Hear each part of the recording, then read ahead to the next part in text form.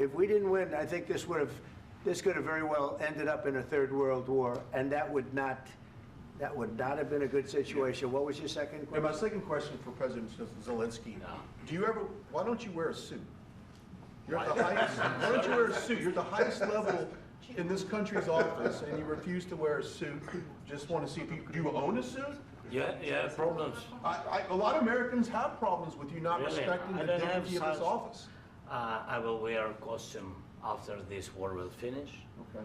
Yes, maybe one. Maybe something like this. Something like yours. Sir. Yes. That'd be great. Maybe something better. I don't know. We will see. Maybe something cheaper than. Yeah. Thank you. Thank you. President Thank you. Thank you, President Trump. You said yesterday that you have. Are you going to send more arms to Ukraine in case there's no peace? Yeah, we're going to have arms to Ukraine, yeah, sure. Hopefully I won't have to send very much, because hopefully we're going to have it finished. We're looking forward to finishing this quickly. We're not looking forward to sending a lot of arms. We're looking forward to getting the war finished so we can do other things. But we very much appreciate the agreement, because we needed what they had, and we're treating, our country is now treated fairly. Biden didn't do that. He didn't know what the hell he was doing. This should have never happened. This should have never started. But, sure, the answer is yes, but hopefully we won't have to send much, because I'm looking forward to getting it done quickly, very quickly. Does that mean you'll provide security guarantees, Mr. President? I don't want to talk about security yet, because I want to get the deal done. You fall into the same trap like everybody else. A million times you say it over and over. I want to get the deal done. Security is so easy. That's about 2% of the problem. I'm not worried about security. I'm worried about getting the deal done. The security is the easy part. Security is very nice. Everybody stopped shooting. And now will Europe put people there? I know France is going to. I know the UK is going to. I know other countries are going to, and they happen to be right next door. We haven't committed, but we could conceivably. We have security in a different form. We'll have workers there digging, taking the raw earth so that we can create a lot of great product in this country. So in that sense, you have something, but we haven't determined that yet. I will say, in speaking to France and in speaking to, and they were here, as you know, last week and just the other day, they have committed to a lot of security. I don't think you're going to need much security. I think once this deal gets done, it's over. Russia's not going to want to go back, and nobody's going to want to go back. When this deal ends, I really believe this deal is going to be over. Question? Yeah, please go ahead. Go ahead. Thank you, Mr. President, thank you. You had Mr. Macron and Keir Starmer at the White House this past week, both of whom praised your courage and conviction to lead the pathway towards peace. Yes. Part of that involved, though, re-engaging Russia in diplomatic relations, something that previous leaders lacked the conviction to do so. What gave you the moral courage and conviction to step forward and lead that? Well, I love this guy. Who are you with? One American News, sir. Well, that's why I like him. One American News does a great job. I like the question. I think it's a very good question. It's a pathway to peace. It's a pathway to getting something solved. And I feel that as the head of this country, I have an obligation to do that. Plus, we're very much involved. We got involved. It's too bad we got involved, because there should have been no involvement, because there should have been no war. And there shouldn't have been October 7th. That would have never happened. As you know, Iran was broke. They had no money to give to Hezbollah. They had no money to give to Hamas. They were stone cold broke. And then under Biden, they became rich as hell. They went from no money to $300 billion in a period of 4 years. And they gave a lot of that money away, and you see what happened. And that's a real mess also that we hope to be able to solve. But no, I appreciate your question very much. I feel I have an obligation to try and do something to stop the death. If I can answer, yes, if I can answer, Please, sorry, go ahead. please. And I do like your clothing, by the way. Yeah, really? Even though I think he's a Yeah, great guy, by the yeah. way. But I don't know if you two like each other. But you know what? I think No, he's no, dressed. I like this guy. I don't know I think him. he's dressed beautifully. So I have more serious things than answer on such Yeah, questions. sure, that's I will okay. answer on more serious That's a good questions if statement. I can. That's good. Yeah, so please, about security guarantees and about just ceasefire. We can't just speak about ceasefire and speak and speak. It will not work. Just ceasefire will not never work, because I'm like a president. I have this experience, and not only me. Ukraine before my presidency, from the 2014, Putin broken 25 times.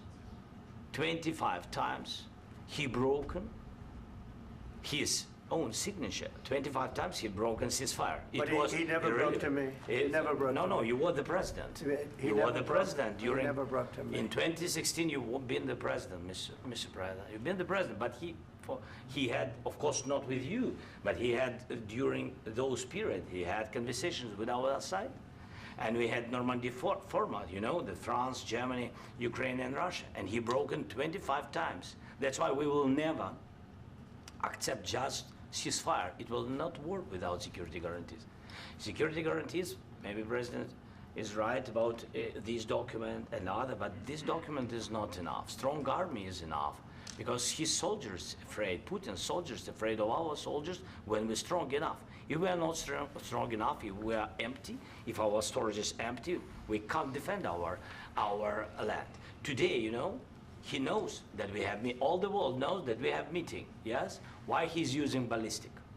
Putin today using ballistic on our hospitals, schools, and etc. Ballistic.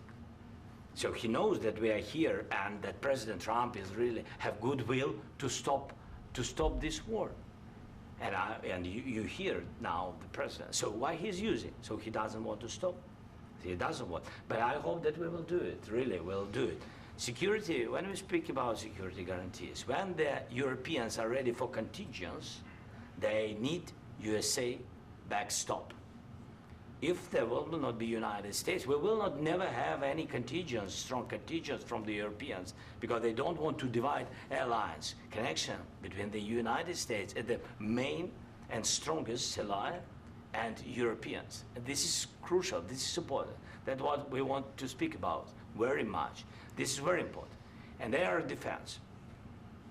So air defense, really, we have big deficit with all these systems, and we need to provide this. We need it very much. Otherwise, Putin will never stop, and will go further and further. He doesn't want. He hates us, you know? It's not about me. He hates Ukrainians. He thinks that we are not a nation.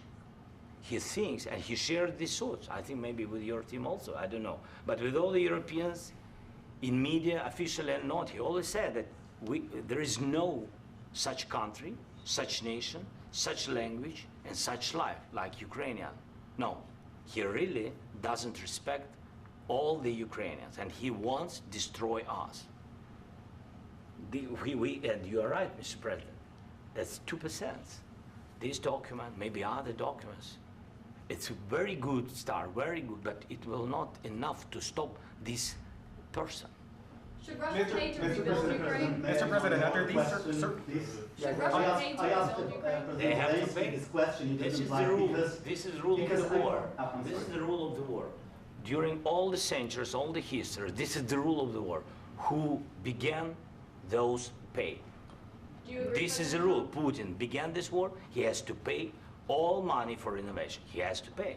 Of course, some Russian assets, what we have in Europe, about 300 billion, we can use them. We can use for innovation and buy military support from the United States also. We can do it, but it's not enough. It's not enough. President, under these circumstances, do you envision a trilateral summit with Putin and President Zelensky? Wait 1 second. I asked this question that you didn't like because I wanted to know if you want to position yourself in the middle between Russia and Yes. Ukraine, or on the Ukraine side. No, I'm in the middle. I want to solve this thing. I'm for both. I want to get it solved. And it's wonderful to speak badly about somebody else, but I want to get it solved. If we can solve it, great. If we can't solve it, they're going to have to fight it out, and who knows what's going to happen. But I want to see it get solved. May I follow up? One more question about US troops in Europe. After Russian invasion of Ukraine, your predecessor sent additional troops to Eastern Europe, including Poland, my country. Yeah. Are you committed to keeping these troops on the eastern flank of NATO in the future? I'm very committed to Poland. I think Poland has really stepped up and done a great job for NATO. They, as you know, they paid more than they had to. They are one of the finest groups of people I've ever known. I'm very committed to Poland. What about Baltics? Poland's in a tough neighborhood, you know. What about the Baltics? The Baltics, they got a lot of, it's a tough neighborhood too, but we're committed. We're going to be very committed, and we're committed to NATO. But NATO has to step up, and the Europeans have to step up more than they have. And I want to see them equalize, because they are in for far less than we're in, and they should be at least equal. You understand that? Why is the United States, we have an ocean in between, why is the United States in for so much more money and other things as Europe? With that being said, and as you said, they've also been obviously very helpful, but we have put in far more than they have, and I think they should equalize. Mr. President, under, Mr. Yeah, President, please, go Can I ahead. ask you about the agreement again today? What changed between the first time that Secretary Bessent gave President Zelensky the agreement and today for the signing? We made a deal. So What was the I'm was there a just- deciding factor? Was I'm a business person. We made a deal. That's what changed. Mr. President, I didn't think we were going to make a deal, and we ended up making the deal, so that changed. Mr. President, what and how do you envision a trilateral summit with President Zelensky and Putin? I don't know, under but these well, they circumstances? don't like each other. I can tell you that. Okay? They do not like each other. This is not a love match, and it's unfortunate. That's why you're in this situation. The United States should not have allowed this to happen. Okay? The United States, run by a man that didn't know much. I'm going to be very nice.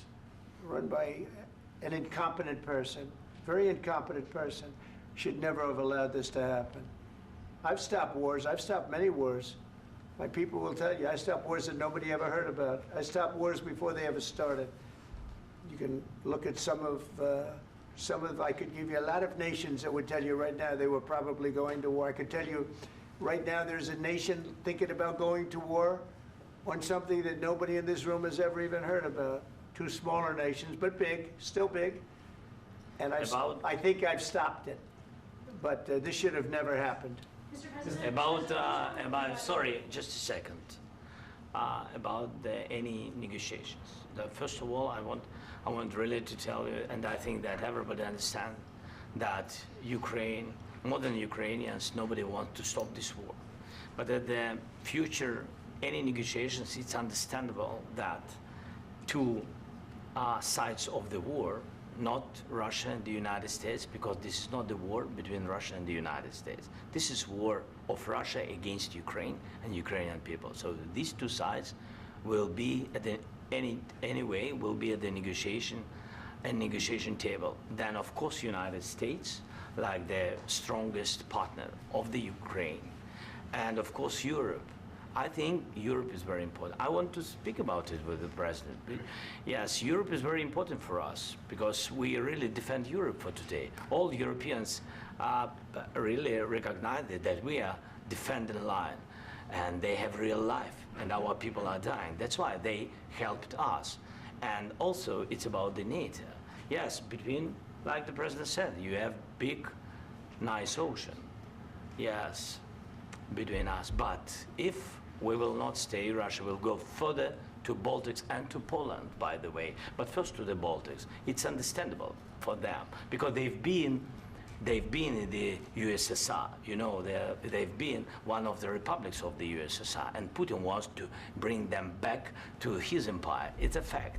And when he will go there, if we will not stay, you will fight. Your American soldiers, it doesn't matter, do you have ocean or not, your soldiers will fight. Mr. President, would you be willing to visit Ukraine, maybe Kyiv or Odessa, which is known to be at the Riviera or Black Sea? It was my question. I'm sorry. I don't want to talk about Odessa now. Let's not talk about Odessa. I want to talk about making a deal, getting peace. We don't have to talk about Odessa, but a lot of cities have been destroyed. A lot of cities that are not recognizable. There's not a building standing. No. And a lot of things have Mr. to President, happen. you have to come and to look. No. We have very good cities. Yes, a lot of things been destroyed, but mostly cities alive, and people work, and children go to school. Sometimes it's very difficult. Sometimes closer to front line. Children have to go to underground schools or online, but we live. Ukraine is fighting and Ukraine lives. This is very important. And maybe it's Putin is sharing this information that he destroyed us.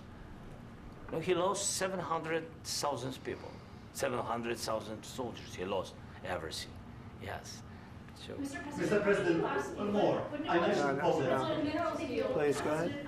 When did you last speak with President Putin, and what did he say that? A couple of days ago. And what did he tell you that gave you the assurance that he wanted peace?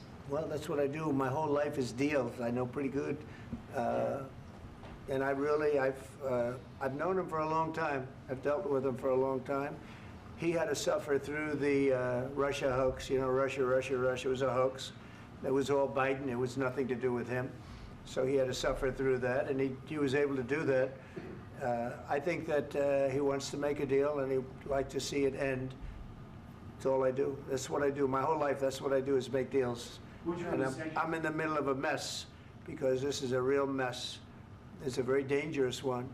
If this doesn't get solved now, it's not going to get solved for a long time. So I hope we're going to get it solved. In the back, please. Thank you, Mr. President. Prime Minister Starmer claimed repeatedly that his government believes in free speech and was not engaged in censorship. But his country's government arrests people for memes and thought crimes, and even more worrisome is pressuring American companies to censor Americans on its behalf. How can he be a reliable, trustworthy partner when he says things that are demonstrably false on such an important topic? Well, we actually spoke to him about that yesterday, and we thought they took it very, very much too far. JD was very strong on it. So was I. So was Marco. And we've been speaking to him about it. Marco, would you like to say something about that? Yeah, we have concerns, obviously, with the conduct of those, particularly as it impacts Americans. And there's real concern that American speech, which is online, could fall into the hands of British or any country's jurisdiction. And so this is a point the Vice President made at Munich, and I think it's a very compelling one, that what unites us with Europe, as much as anything else, is these shared values, and one of them being free speech. And so if Americans are threatened by it, we're going to need to take action in that regard. Mr. President. It's actually a very important question. We spoke about this in detail with the Prime Minister, the Foreign Secretary, and others at lunch yesterday. And I know that Secretary of Commerce Lutnick followed up in private meetings last night. This is really important. We believe Americans have the right to speak their mind, even if we in this room disagree with them. They have the right to speak their mind in the public square, which is often online these days. And we're going to defend that right as it pertains to American companies and American citizens vigorously if we have to. I do think that under the President's leadership, we're going to find common ground with our friends in the UK on this question, but it remains to be seen. The principle that will guide us is we believe in free speech in this country, and we'll fight for it for American citizens. Mr. President, on the deal, is there any other oil and gas component to the deal? Is it all critical? A little bit. We'll see. On LNG? But we're not really looking for that so much. We got a lot. We have more than anybody in the world, by far. So no, we're not talking about it too much, but a little bit. I think it affects also, but for the most part, no. And sir, is there any agreement from Ukraine to purchase US LNG as part of the deal, or is that on the table at all? No, we don't need that. Some of those Mr. President, I minerals just are in wanted the to ask east, you Mr. about, President. you just mentioned that you'd spoken to Vladimir Putin a couple of days ago. Just to be clear, that's a new call, not the one that you... I've spoken to him on numerous occasions. Okay, and how was the latest call? What did you discuss? How did it go? Are you serious with that question? I am, I'd love to know. It went well. I think we're going to have a deal. On the minerals deal, Mr. President, some of those minerals are in the east of Ukraine, not far from the front lines and in areas that Russia has occupied. Will you direct President Putin to withdraw his forces from those areas if there's U.S. interest Well, there? we'll take a look at the time. We have a lot of area. It's a very big area we're talking about, so we'll take a look. I'll study that and I'll see. And who would protect those minerals if they are U.S. interests? Would that be Ukrainian They'll be forces? protected. The European agreement forces? will protect them. U.S. The forces? agreement, yeah, we're signing an agreement. You know? Right, but what if Russia tries to invade or there's Russian aggression in those spots? I just told you, I don't think that's going to happen. And if that were going to happen, I wouldn't make a deal. If I thought that was going to happen, I wouldn't make a deal. Some people may wonder why. You know, they ought to focus on CNN on survival, not asking me these ridiculous questions. Focus on surviving, because CNN's got such low ratings, I don't think they're going to survive. Let's go. Please, go. One more. I already mentioned Poland. Poland was under Russian control for decades after the Second World War. When I was a kid, I looked at the United States not only as a most powerful country, richest country in the world, the country that has great music, great movies, great muscle cars, but also as a force for good. And now I'm talking with my friends in Poland, and they are worried that you align yourself too much with Putin. What's your message for them? Well, if I didn't align myself with both of them, you'd never have a deal. You want me to say really terrible things about Putin and then say, "Hi, Vladimir, how are we doing on the deal?" That doesn't work that way. I'm not aligned with Putin. I'm not aligned with anybody. I'm aligned with the United States of America and for the good of the world. I'm aligned with the world, and I want to get this thing over with. You see the hatred he's got for Putin. It's very tough for me to make a deal with that kind of hate. He's got tremendous hatred, and I understand that, but I can tell you the other side isn't exactly in love with, him either. So it's not a question of alignment. I'm aligned with the world. I want to get the thing set. I'm aligned with Europe. I want to see if we can get this thing done. You want me to be tough? I could be tougher than any human being you've ever seen. I'd be so tough. But you're never going to get a deal that way. So that's the way it goes. All right, one more question. Hey, I want to respond to this. So look, for 4 years in the United States of America, we had a president who stood up at press conferences and talked tough about Vladimir Putin, and then Putin invaded Ukraine and destroyed a significant chunk of the country. The path to peace and the path to prosperity is maybe engaging in diplomacy. We tried the pathway of Joe Biden of thumping our chest and pretending that the President of the United States' words mattered more than the President of the United States' actions. What makes America a good country is America engaging in diplomacy. That's what President Trump is doing. Can I ask you? Sure. Yeah? Yeah. Okay. So he occupied our parts, big parts of Ukraine, part of East and Crimea. So he occupied it on 2014. So during a lot of years, so I'm not speaking about just Biden, but those time was Obama, then President Obama, then President Trump, then President Biden, now President Trump, and God bless, now President Trump will stop him. But during 2014, nobody stopped him. He just occupied and took. He killed people. You know what the contact line? 2015. 2014. 2014 and 2015. 2014. Yeah. So I was not here. Yeah, but that's exactly right. Yes, but during 2014 till 2022, yeah, the situation the same. The people are been dying on the contact line. Nobody stopped him. You know that we had conversations with him, a lot of conversation, my bilateral conversation, and we signed with him. Me, like a new president. In 2019, I signed with him the deal. I signed with him, Macron and Merkel, we signed ceasefire. Ceasefire. All of them told me that he will never go. We signed with him with gas contract. Gas contract. Yes, but after that, he broken this ceasefire. He killed our people and he didn't exchange prisoners. We signed the exchange of prisoners, but he didn't do it. What kind of diplomacy, JD, you are speaking about? What do you mean?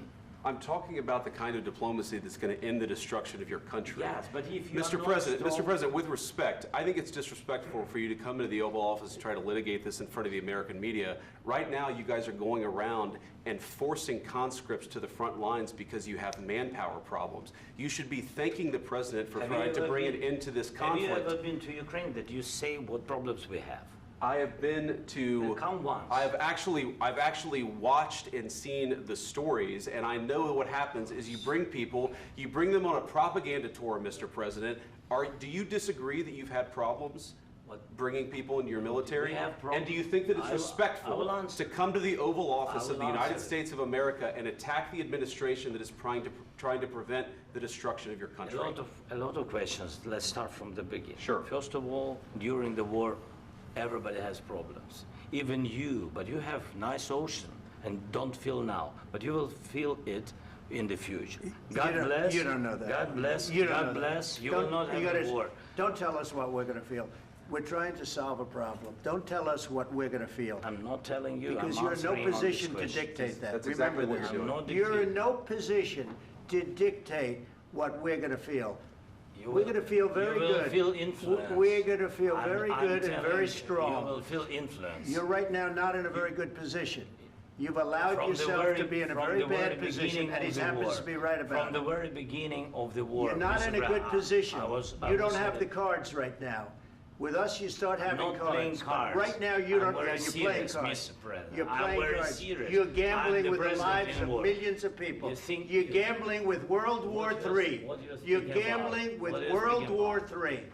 And You- what you're doing is very disrespectful to the country, this country. I'm That's with all backed you respect to your far country. more than a lot of people said very they respect. should have. Have you said thank you once this A lot entire of meeting? times. No, in this Even entire meeting, today. have you said thank Even you? today. You went to Pennsylvania and campaigned for the opposition in October. Offer some words of appreciation for the What- United States what of are you speaking America about? and the president who's trying to save your country.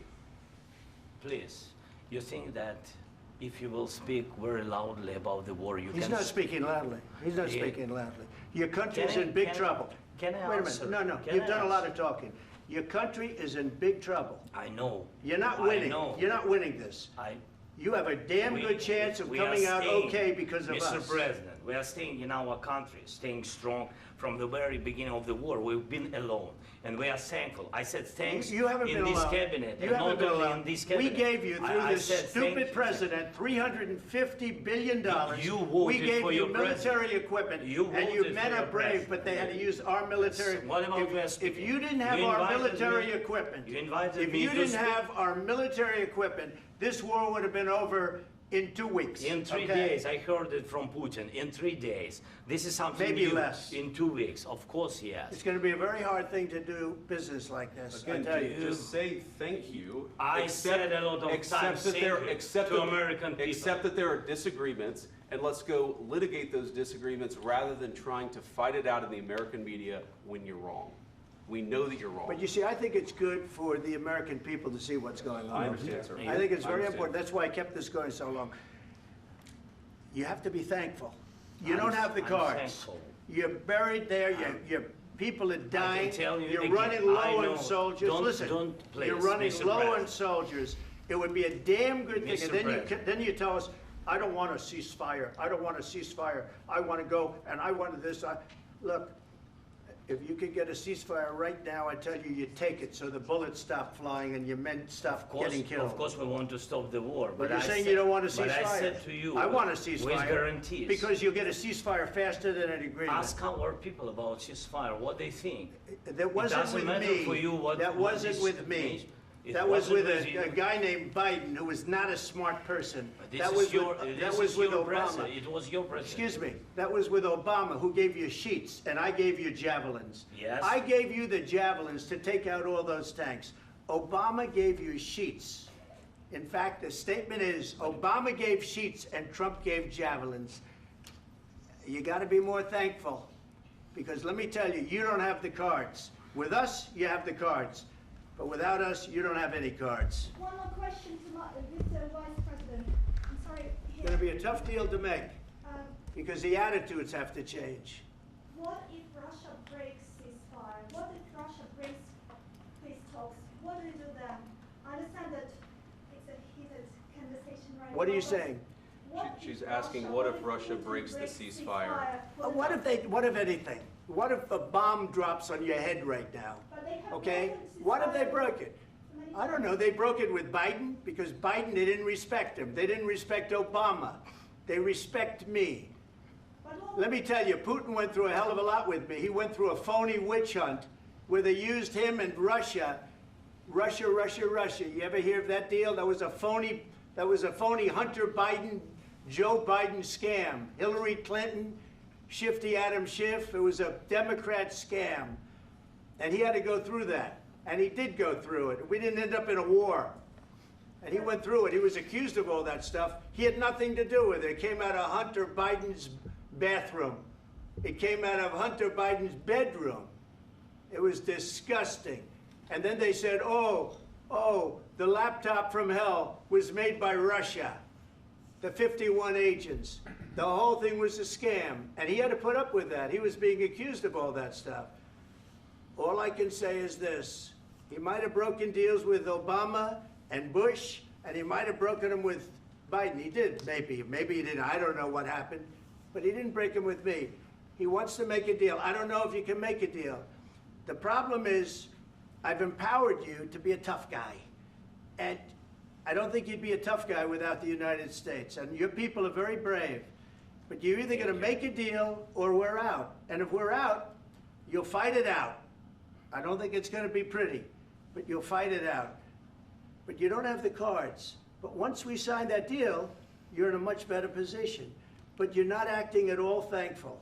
And that's not a nice thing. I'll be honest, that's not a nice thing.